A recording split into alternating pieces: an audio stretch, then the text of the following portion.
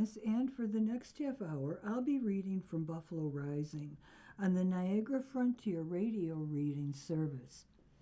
Summer brings out fun outdoor opportunities for all in Erie County, including trip to Bennett Beach.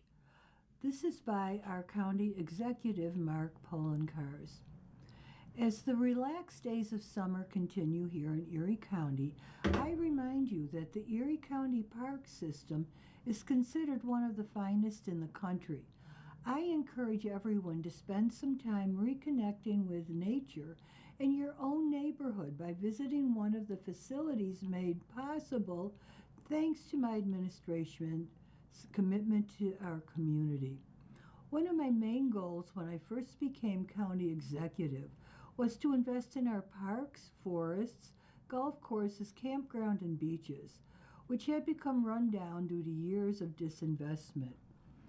We've done that thanks to wise annual investments and the work of a dedicated staff of full-time, part-time, and seasonal employees who serve at various locations throughout the county. I recently stopped at Bennett Beach in the town of Evans, a beautiful destination to visit during the summer month. As one of the largest white sand beaches in all of the Great Lakes, it is free to use for swimming and sunbathing. The beach opens daily at 10 a.m. with certified lifeguards on duty from noon to 7 p.m. The sunset views are incredible, and there are also opportunities to go fishing, enjoy a picnic, or simply sit and relax. I plan to visit other local parks throughout the rest of the summer, so please keep an eye on Erie County's various social media accounts, as well as local newscasts and newspapers as part of an ongoing tour of our public park system. More information about activities happening at each location and a list of free programs and upcoming special events can be found by visiting www.erie.gov/parks/events. Please don't forget to download Erie County's new Ready Erie app. This updated emergency preparedness tool helps keep us all informed with weather forecasts, safety resources, real-time alerts, and other useful tools that will help you stay informed and ready during emergencies. You can download the new app by visiting www.erie.gov/readyerie.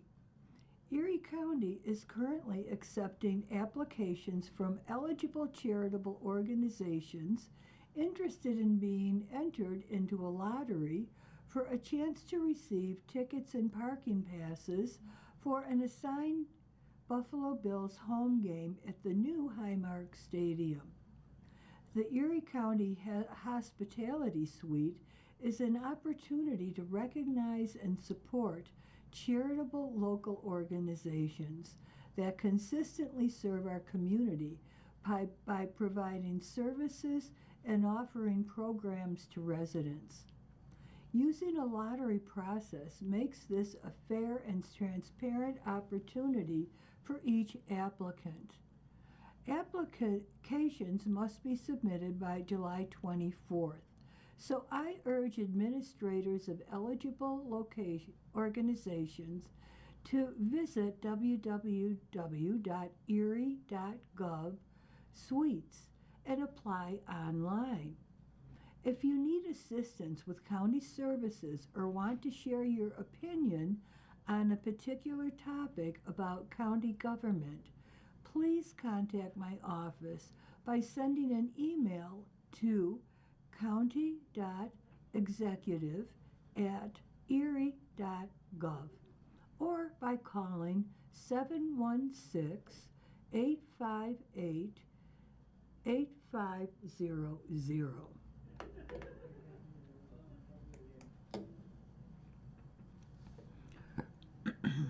risky propositions at the Pan American Exposition. More than 8 million visitors came to the Pan American Exposition in 1901. There was a lot of money to be made in entertainment and hospitality, much of it under the table or under the covers. A reporter from the Atlantic Monthly gawked at the nocturnal architecture, nocturnal landscapes, nocturnal gardens, and long vistas of nocturnal beauty. He was referring, of course, to the electric lighting. But there were other vistas of nocturnal beauty that did just fine by oil lamp or in the dark. The town was already famous for its Buffalo Gals, who came out at night and danced by the light of the moon. There's also a local legend that a garrison of New York City call girls and can-can dancers arrived by train, planning to insinuate themselves into the territory. But word got out ahead of them, and they arrived to find a wall of sturdy Buffalo Gals.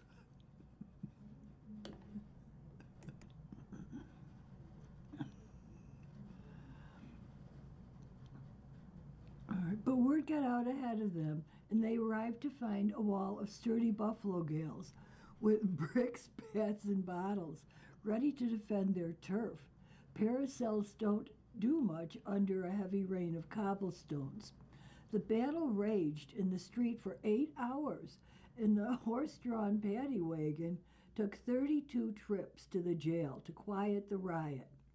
Then the escorts were police escorted back to the Big Apple by packet boat or train. Canal Street catfights were not uncommon. Bottles and all sorts of projectiles fly promiscuously about. Warlike viragos embrace each other and make loving attempts to bite each other's noses and ears off. The combatants are, of course, generous in the matter of profanity. A crowd of loungers gather around the door. The residents of neighboring mansions come hurrying to the scene. Everybody laughs and cheers, and for a few moments, bedlam reigns until the police swoop down and separate the disturbers of the public peace and carry them all off to the watch houses. That was in Buffalo Morning Express on August 29th, 1874. That, unfortunately, was not a report of this particular brawl, but provides an eyewitness glimpse at how these throwdowns tended to go down. The local champs had plenty of training when time came to defend their belts against out-of-town challengers. This battle of the Buffalo Gals did not appear in any police or newspaper report from the time, but as archaeologists say, absence of evidence is not evidence of absence. There is no way of writing the story that wouldn't betray a twinkle of local pride and the fighting prowess of feminine prowlers isn't something a city should put in the ledger. Newspaper reports of sex work during the Pan American tend to be fairly formulaic. The word prostitution is almost never used. In all of 1901, the Buffalo News never used the P word unless it was quoting a speech. Apparently, gentle readers were more comfortable with the V word, vagrancy. Here is a pretty standard example. Visitor is wiser. Michael Kuza, 35 years old, who lives in a town near Cleveland, Ohio, came to Buffalo several days ago to visit the Pan American Exposition. Michael now wishes he had remained at home, or at least had not made the acquaintance of an artificial blonde on Friday. If he had not, he would be $43 richer in pocket than he is today. He gave the police a description of the woman. Last night, detectives Hearn and Maloney arrested Minnie Starr, the charge of vagrancy being entered against her. That was in the Buffalo News on July 28, 1901. Apparently, Coos's newfound wisdom, including having somehow found out that Minnie was not a natural blonde, released on bail, Minnie Starr was picked up again a month later. Klein said he went into the hotel grill on West Eagle Street with a young woman for a late supper, and that she picked his pocket of $15. Minnie Starr claims to be an actress in the Buffalo News of August 27, 1901. She also claimed to be named Minnie Starr, which sounds like the kind of professional name a certain kind of actress might take on. Not all out-of-towners were customers. Jessie Taft, 24 years old, arrived here a week ago, and as she did not have any visible means of support, Patrolman Flesh arrested her on the charge of vagrancy. When arraigned before Judge Van Natter, she pleaded not guilty, begging to be given her freedom, and said if she were released, she would leave Buffalo. The justice took her at her word and discharged her. Patrolman Fresh met her on the street again yesterday and rearrested her. This morning she was committed. The woman was gorgeously dressed in silks and laces and wore a dozen diamonds. That was on May 13th, 1901. Jessie's meteoric rise from rags to riches is very impressive. She must have been really good at vagrancy. And yes, the vice cop who specialized in cuffing call girls was named Patrolman Flesh. Most sex work involves men paying up front for sex, but obviously there are many possible angles and positions in this unregulated industry. One case from 1901 sounds nothing like any textbook definition of prostitution. In fact, it sounds more like something one might find in an elementary math textbook. Joseph Stuck and John Booza had a quarrel a few days ago over the attention Stuck was paying to Mrs. Booza. Stuck was fined $25 for his part in the affair. It seems that Mrs. Booza was informed by Stanislaus Stein that the fine was $45. She raised $40 and gave it to Stein, the latter saying he would pay the balance. Later, Stein paid the $25 fine. Buffalo News on January 18, 1901. What did Stein get from this transaction? The answer is 30 days in the penitentiary after Mrs. Booza reported him for petite larceny. The court found that she had paid $40 for only $25 worth of sex, and Stein trying to take a $15 cut after the fact for acting as Joseph Stuck's pimp. 1901 was shaping up to be a rousing and arousing year in Buffalo history. You are listening to a reading of articles and features from Buffalo Rising on the Niagara Frontier Radio Reading Service. Fire Report, St. Matthew's R.C. Church. July 8th. Earlier today, a fire broke out at St. Matthew's R.C. Church, 1066 East Ferry Street. Per usual, Fire Buff New York was on hand to capture the moments when fire and rescue crews showed up to the scene. The group reported throughout the course of the day, notifying neighbors in the community at large about the fire damage and the efforts to extinguish the blaze. That report said 1413.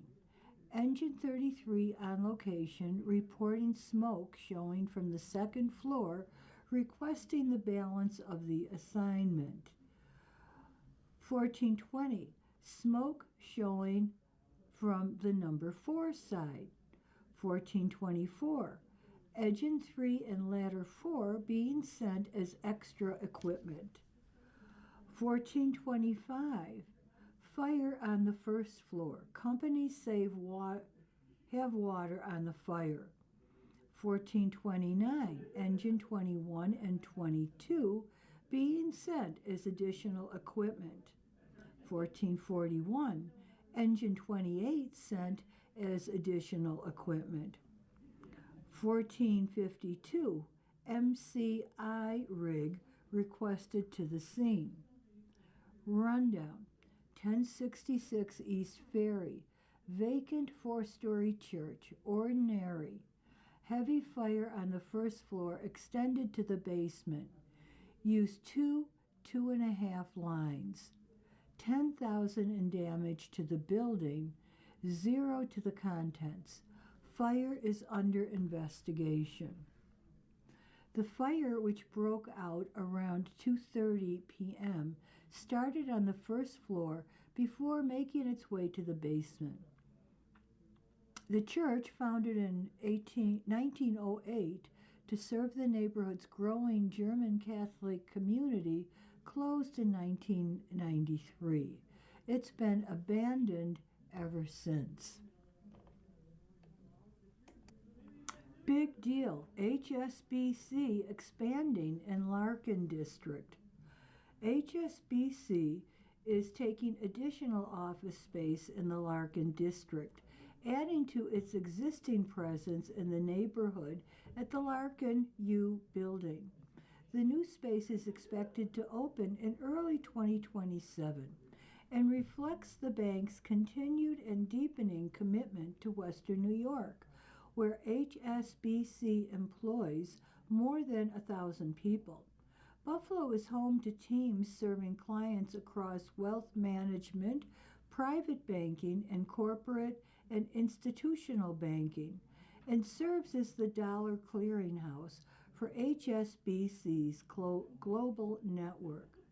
The new space at the Exchange Building, 726 Exchange Street, spans approximately 13,000 square feet on the 10th floor under a 10-year lease and will accommodate up to 200 employees. It joins HSBC's existing 65,000 square feet at the Larkin U building, 239 Van Rensselaer Street, bringing the bank's total Buffalo footprint to approximately 96,000 square feet, a 45% increase in office space. After selling its atrium building to Douglas Developer and consolidating its local workforce into offices on Walden Avenue in Depew, HSBC returned to the city in 2024, moving into the Larkin U building, taking space that KeyBank had vacated. HSBC's decision to expand its footprint in Buffalo is a major vote of confidence in our city, our workforce, and our future, said Sean Ryan, Mayor of Buffalo. This investment builds on the momentum we are seeing across the city. More workers, more investment, and more activity in neighborhoods like Larkinville strengthen our local economy and help position Buffalo for continued growth. We're proud that HSBC continues to choose Buffalo, and we look forward to building on this momentum as we attract more jobs and investment in our city. Together, the two sites will house teams across HSBC's two core U.S. business lines: International Wealth and Premier Banking, IWPB, and Corporate and Institutional Banking, CIB, as well as a significant technology and operations workforce that supports the bank's U.S. and global functions. Buffalo serves as HSBC's global U.S. dollar clearinghouse. In 2025 alone, HSBC's Buffalo operations managed more than $128 trillion in payment flows, connecting financial institutions and businesses across more than 50 countries to the global financial system. Buffalo has been part of HSBC's U.S. history for a long time, and opening this additional space reflects the confidence we have in this city and this team, said Jason Henderson, CEO of HSBC US. Buffalo is a key location for us, supporting clients, critical operations, and international connectivity. We're investing here because we believe when our colleagues have the right environment, they do the best work for our clients. Real estate. What if Buffalo built it together? An op-ed by Josh Ketry, Chief Operating Officer of Pearl Street Family of Companies. Last week, I stumbled onto an idea that has been stuck in my head ever since. It started with an old church at 193 Elk Street in South Buffalo. Like so many historic buildings in our city, it has incredible bones, an amazing story, and a long list of problems. The biggest one is the roof. Replacing it easily cost over $1 million. But that kind of liability is enough to stop almost any individual developer in their tracks. Still, I couldn't stop imagining what that building could become. The vision was to transform it into a new kind of wellness center. Picture walking into one building where you could meet with homeopathic doctors, train jiu-jitsu, practice yoga, Pilates, Tai Chi, functional fitness, strength and conditioning, mobility, dance, and youth programs, then recover with massage therapy, chiropractic care, physical therapy, acupuncture, float tanks, saunas, cold plunges, red light therapy, or chirotherapy. Visitors would enjoy a cafe serving clean, organic, and mostly local food, fresh juices, smoothies, local roasted coffee, and healthy grab-and-go meals, while a small marketplace offers food on a higher level. Organic produce, grass-fed meats, pasture-raised eggs, natural supplements, locally made products, and independently tested foods verified for contaminants such as glyphosate, pesticides, heavy metals, PFAS, and microplastics. At the heart of all thriving communities should be vibrant health and wellness. The center could also host nutrition seminars, gardening workshops, amazing garden on the grounds, financial wellness classes, networking meetups, meditation, support groups, podcast studios, local art exhibits, outdoor farmers markets, and educational events, creating an ecosystem where healthy businesses support one another and give Western New York a destination dedicated entirely to helping people live healthier, happier, and more connected lives. The community wouldn't simply house businesses, it would build trust and create an ecosystem centered around helping the community become healthier. On a whim, I made a Facebook post suggesting something different, a new kind of business model that is quietly being used all over the world. A decentralized economic model. Instead of counting on one wealthy investor to buy the building, what if 20 people each invested $50,000, or 100 people invested $25,000? Suddenly, the risk wouldn't belong to one person. It would be shared among a group. Even more importantly, the ideas, experience, relationships, and problem solving ability would be shared too. We could use new collective intelligence systems and methods to make decisions as a group. To my surprise, nearly 20 people reached out, expressing serious interest in participating in the first 24 hours, offering 50,000 each.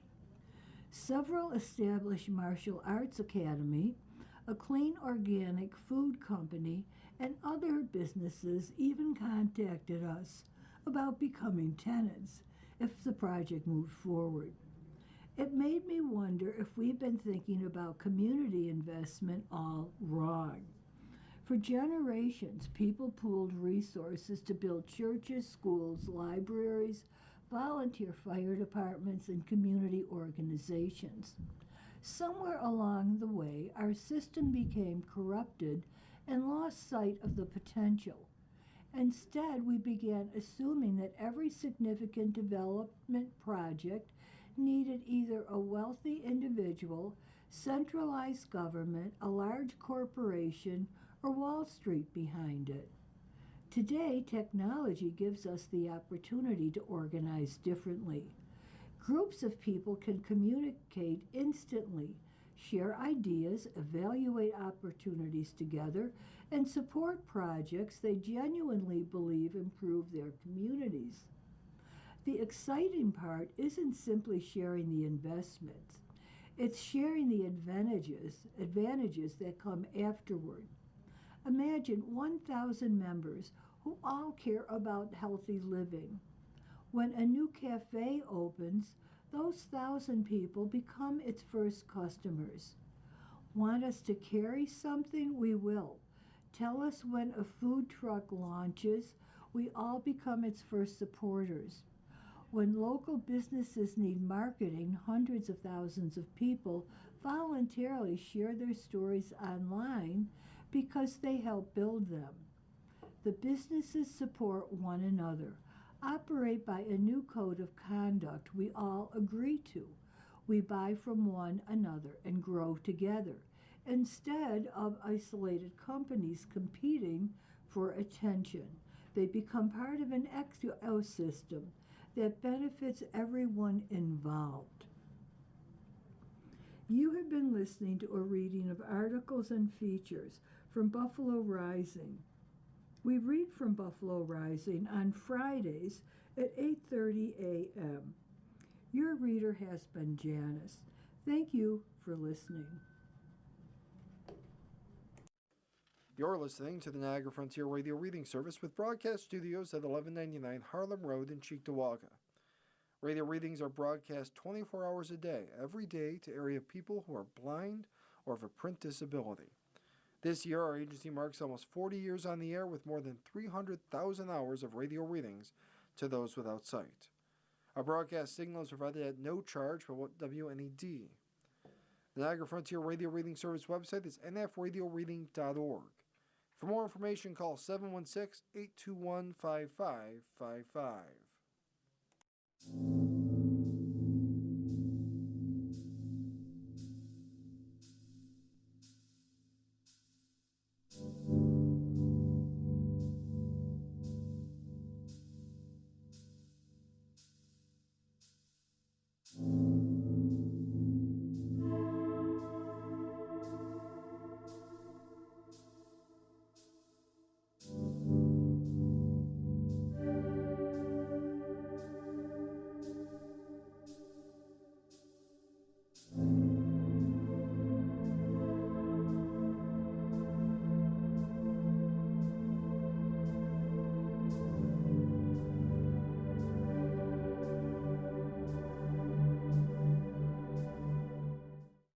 Good morning. Welcome to another broadcast day in the Niagara Frontier Radio Reading Service, a private not-for-profit organization.